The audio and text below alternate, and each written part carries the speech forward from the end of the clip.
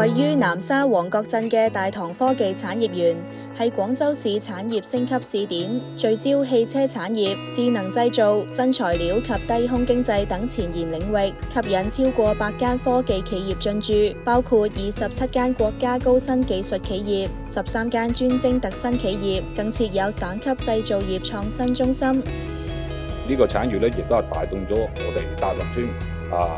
嘅一個整體嘅一個收入。咁包括村民嘅話咧，佢嘅務工、佢嘅就業，亦都係有一個比較好嘅保障。喺舊年咧，係全年嘅分紅咧係達到差唔多7000，已經係有一個實質性嘅一個翻倍。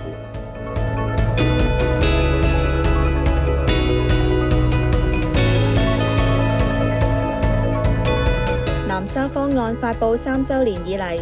南沙持續改革、開放、創新，推出唔少新嘅財政方案，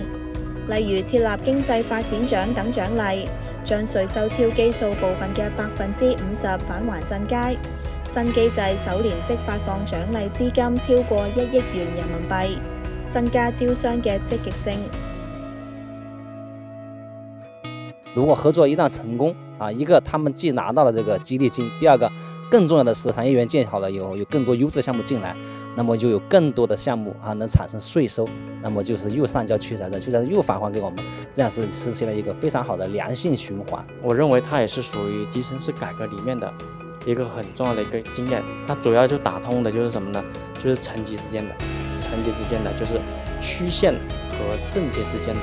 這樣一個關係。區裡要鎮街去承擔這樣一個經濟發展工作，你區裡就要給配套的資源，權力下放要跟它的這個財政資源的匹配。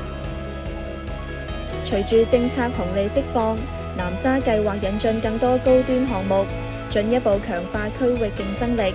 助力粵港澳大灣區建設國際級創新樞紐。